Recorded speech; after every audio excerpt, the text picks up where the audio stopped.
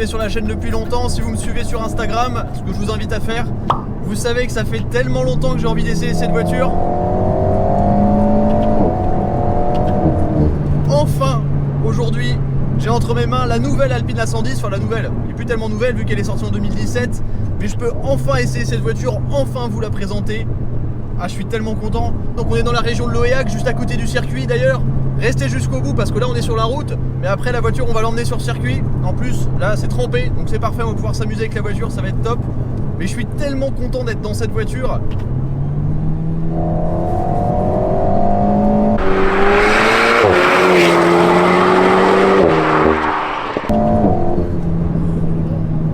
La raison pour laquelle je suis hyper content d'être dans cette voiture, c'est parce que vous me connaissez, je pense que vous commencez à comprendre un peu l'esprit de la chaîne.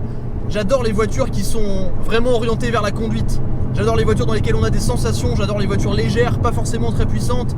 J'adore les voitures nerveuses qu'il faut vraiment apprendre à maîtriser, avec lesquelles on peut s'amuser sans forcément aller super vite.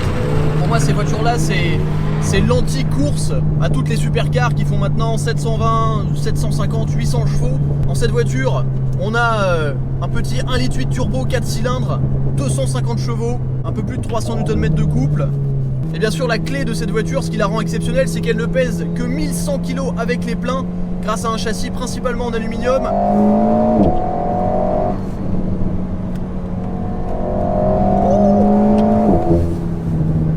Alors ça évidemment, ça fait que la voiture est d'une nervosité incroyable. On a une connexion avec ce qui se passe sur la route.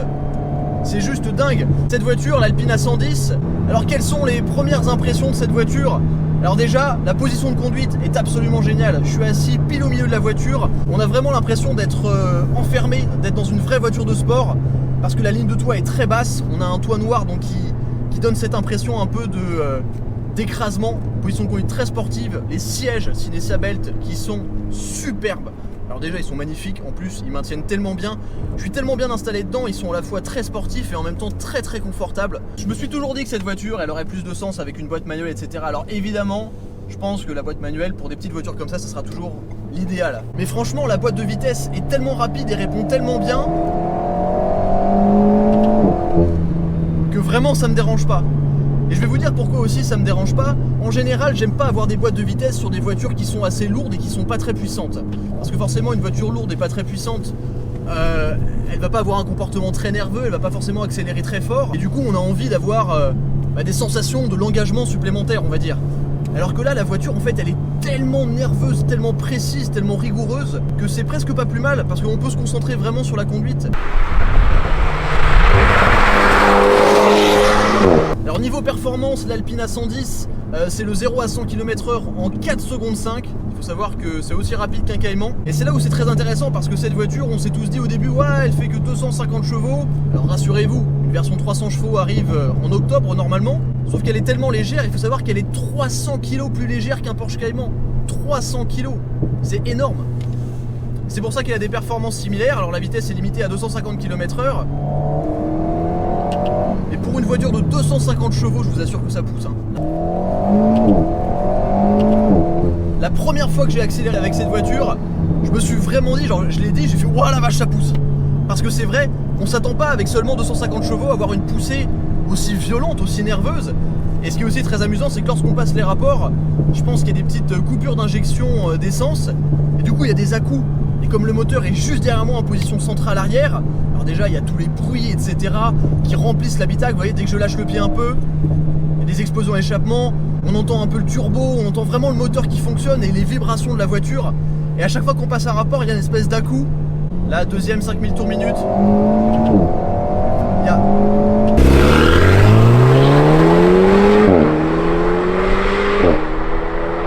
Alors devant moi j'ai ce petit compteur digital là avec plein de rappels bleu, blanc, rouge, c'est hyper sympa. J'ai le couple en nanomètres et la puissance en chevaux. J'appuie une fois pour être en sport. J'ai le rapport qui s'engage avec la boîte de vitesse en mode manuel. Et d'ailleurs, on peut aussi gérer la boîte de vitesse à travers cette espèce de pont flottant qui est mêlé de cuir, de carbone, de surpiqûre bleue et qui me fait un peu penser au bouton d'une Ferrari 458, entre autres. Et en mode track, donc il faut rester plusieurs secondes appuyé sur le bouton. Et donc on a l'ESP qui se met en mode sport, ça va permettre un peu plus de glisse. Mais rassurez-vous, on réserve ça à la piste tout à l'heure puisqu'on a la piste de Loéac pour nous. Et puis on a le compte tour qui est en chiffres. Donc là par exemple je suis à 4100 et quand j'accélère, on voit les chiffres qui défilent, c'est excellent. Par exemple je suis en 3ème, 5000 tours minute. Et cette voiture vraiment, je vais l'essayer sur la piste tout à l'heure, mais sur les petites routes, il n'y a pas besoin de rouler très vite parce qu'on est tellement connecté avec l'asphalte. On sent absolument tout ce qui se passe sur le volant. Regardez comme la voiture elle est nerveuse. C'est extraordinaire.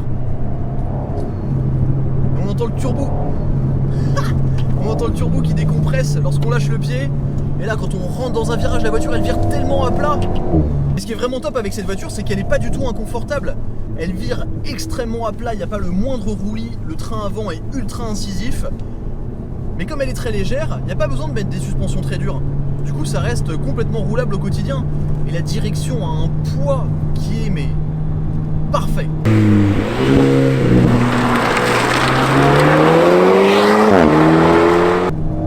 On ressent toutes les aspérités de la route, c'est d'une précision. Et il y a une allonge de dingue. Cette voiture elle est faite pour le col de montagne. Et cet équilibre qu'il y a avec le moteur en position centrale arrière. Et tous ces petits claquements à l'échappement.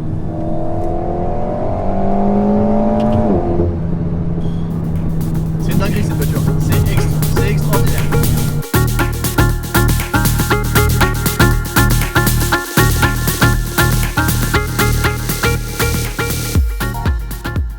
Alors évidemment, vous l'avez compris, cette voiture, moi j'ai qu'une envie, c'est de la conduire, pas forcément de la regarder. Mais bon, elle est tellement belle, alors dites-moi ce que vous en pensez, mais le look, personnellement j'adore. Même si je trouve que parfois ça manque un tout petit peu d'agressivité, on retrouve vraiment l'esprit de l'Alpina 110 original, avec ce capot qui est ici scindé en deux, les 4 feux, ça fait vraiment phare de rallye.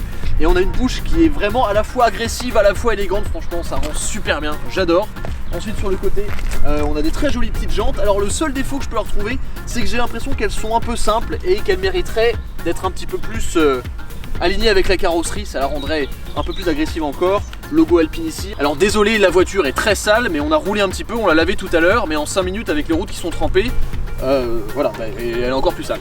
Mais franchement, même là avec cette lumière un peu diffuse, la couleur bleue de la voiture est tellement élégante. Franchement elle est magnifique et on retrouve voilà ce côté berlinette parce qu'évidemment le moteur est en position centrale arrière. Juste ici le petit 1,8 litre turbo qui développe 250 chevaux. Ici on a le petit drapeau français, on a les mêmes roues à l'arrière évidemment, donc là on est chaussé en Michelin, vous le savez la voiture c'est une propulsion. Mais ma partie préférée vraiment de la voiture, parce que je trouve que l'avant est pas très agressif, ça mériterait une petite lame à l'avant pour la rabaisser visuellement un peu. Mais ce que je préfère vraiment c'est l'arrière, parce que c'est très large, c'est très dessiné, on voit vraiment ici les hanches qui viennent embrasser les roues, là c'est magnifique. Le design des feux est très épuré, c'est très sympa. Et évidemment, on a une grosse sortie d'échappement centrale et on a un diffuseur qui est très marqué, il est très profond. Il y a beaucoup de sculptures avec ici la marque Alpine. Franchement, je trouve que la voiture est magnifique. Et même si j'ai du mal à trouver des défauts à cette Alpina 110, il y a quand même 2-3 petits trucs qui me chagrinent un peu. Alors je l'ai dit, mais je trouve que l'avant de l'Alpina 110 fait pas très agressif pour 2 raisons. La première, c'est que c'est beaucoup de formes qui sont très rondes. Et la deuxième, c'est que la garde au sol est absolument gigantesque. Alors c'est bien parce que la voiture est très pratique et c'est aussi fait pour être conduit tous les jours. Mais on a un peu l'impression qu'elle a l'avant qui est levé de la route. Donc ça manque d'une petite lame ou peut-être de la rabaisser un tout petit peu à l'avant. Même si les suspensions, vous le verrez, ont été réglées à la perfection je trouve. Mais je sais pas, il y a quelque chose à faire. Alors au niveau rangement à l'intérieur, vous vous en doutez, c'est une petite voiture de place, il n'y en a pas énormément. Mais il y en a quand même sous le pont central ici, il y a d'ailleurs des petites prises USB et de quoi mettre une carte SD. Alors le seul problème c'est que quand on est assis côté conducteur ou même passager, pour mettre des choses c'est assez compliqué et surtout si vous faites tomber votre téléphone le long du siège, pour le rattraper, bonne chance, surtout en roulant.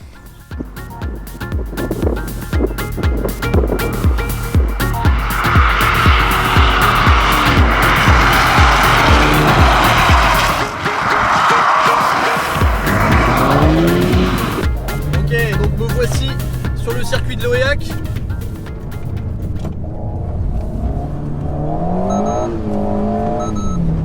Dans l'Alpina 110, c'est...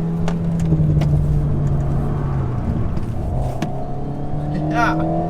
Alors là, bon, je vous l'ai dit tout à l'heure, on était sur la route, donc on faisait attention. Là, on est sur la piste, donc c'est mode track, ESP désactivé. Et là, on peut profiter de tout l'équilibre de l'Alpine. Alors là, comme je vous l'ai dit, le circuit est encore mouillé parce qu'il a plu. Alors ce qui est assez particulier sur le moteur central arrière, c'est que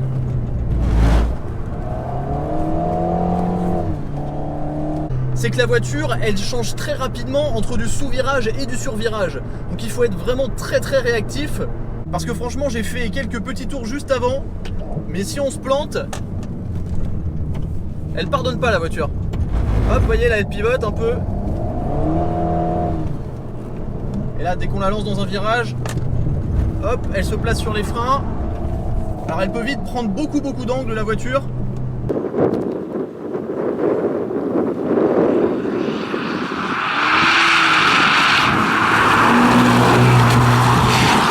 Alors là j'arrive sur un petit droit, hop, donc je rentre. La voiture se place sur les freins, on prolonge avec les... Ah, c'est d'un équilibre. Voilà, elle a pris un petit coup de raquette. Mais vraiment la voiture elle est très nerveuse. C'est pas aussi facile à faire glisser qu'une propulsion où on a tout le moteur à l'avant et forcément où on a un arrière qui est plus léger et qui se déleste beaucoup plus facilement. Là vraiment c'est du travail de précision. Je suis tellement bien calé dans ces baquets, j'ai une position de conduite qui est absolument idéale. Et c'est ça vraiment qui fait l'Alpine A110. Hop, regardez ça, hop. Ah, j'ai pas réussi à faire la transition.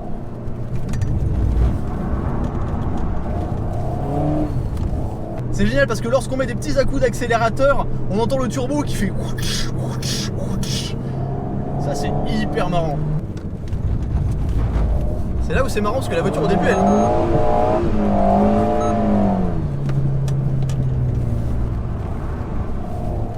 C'est vraiment étonnant cette capacité à rentrer dans le virage, à être en sous-virage total. On sent qu'on perd l'avant et d'un coup dès qu'on met un petit peu de frein, alors il faut rester appuyé sur les freins assez longtemps. Normalement sur une propulsion on met un léger coup de frein et hop la voiture pivote. Mais là il faut vraiment garder le frein. En plus c'est des freins qui sont très peu assistés, donc on a un feeling qui est très brut. Donc là l'idée je le rappelle c'est... Donc là l'idée je le rappelle c'est vraiment pas de faire du temps ou de faire de la trajectoire etc. Le but c'est juste de vraiment comprendre la voiture. Alors les freins sont très sensibles, la boîte de vitesse est instantanée. Et là lorsqu'on rentre dans ce petit pif-paf, la voiture elle vire à plat, c'est dingue. On a un train avant qui est ultra précis. Et vraiment là je suis en troisième, je reste en troisième, je suis en mode manuel avec les palettes. Et je peux rester en troisième parce qu'il y a suffisamment de couple à chaque fois pour relancer sans être trop brutal évidemment avec la voiture. Hop, et là on rentre dans l'épingle, c'est absolument parfait.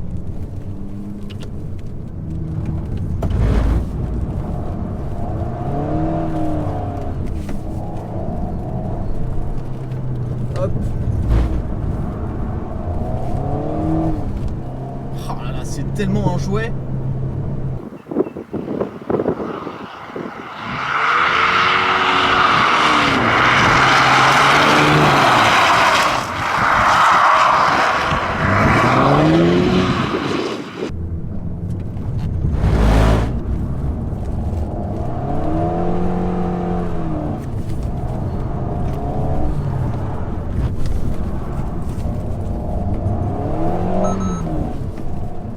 Il y a très peu de temps, c'était en début de semaine, j'avais essayé la Mégane RS sur route et sur circuit. Je m'étais éclaté sur circuit parce qu'évidemment avec les aides enlevées etc, on pouvait vraiment s'amuser.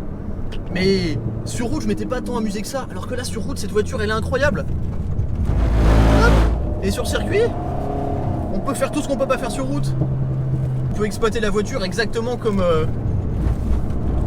comme elle a... comme elle est censée être exploitée. C'est-à-dire à fond. C'est pour ça que l'Alpine elle est extraordinaire. Et vraiment genre mon cœur chavire quand je suis dans cette voiture parce que c'est tellement fun. Mais c'est tellement fun avec pas grand chose. Pour moi ça ravive cet esprit de passionné que j'ai. Où je me dis bah une voiture fun c'est pas forcément une voiture avec 8000 chevaux quoi. Et c'est ça qui est génial. Ça réveille ce côté puriste, ce côté extraordinaire de la voiture de sport. Parce que c'est ça la voiture de sport. C'est peu d'électronique, une voiture légère, pas forcément de puissance, un moteur qui répond bien. Et on s'éclate quoi. Quelle caisse cette Alpine. Extraordinaire.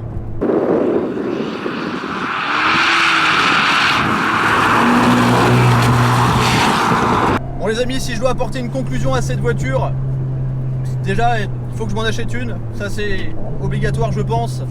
Mais vraiment, quel pied, quel kiff de pilotage. C'est absolument dingue. Et tout en même temps, j'essaie de me concentrer sur ce que je fais. Mais c'est pas facile.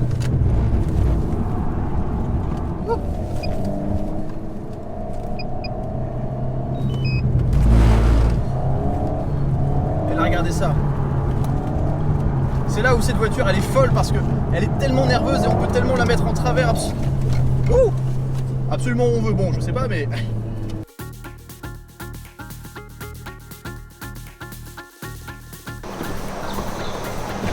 Ça y est, je l'ai fait, j'ai conduit enfin l'Alpine A110. Alors bon, j'ai essayé de rester concis dans tout ce que je racontais sur cette voiture, mais j'ai tellement de choses à dire, tellement d'émotions à faire passer, tellement de... Je sais pas, enfin vous voyez, j'en perds les mots, franchement. Cette voiture, elle est extraordinaire. Et quand je pense que d'ici la fin d'année, normalement octobre d'après les rumeurs, il devrait sortir une version qui va faire 300 chevaux de cette voiture. En fait, je me demande comment on peut la rendre plus parfaite parce que franchement, elle est tellement légère, tellement nerveuse, tellement belle.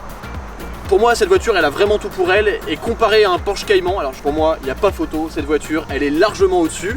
Donc voilà, je sais ce qu'il me reste à faire pour atteindre cet objectif de m'en acheter une, puisque maintenant, c'est clairement ancré dans ma tête. Cet essai était plus long que d'habitude, mais franchement, les conditions étaient tellement réunies pour faire quelque chose de dingue. J'espère que ça vous a plu. Si c'est le cas, évidemment, n'hésitez pas à mettre un grand pouce bleu dans la vidéo, n'hésitez pas à commenter, n'hésitez pas à partager cette vidéo.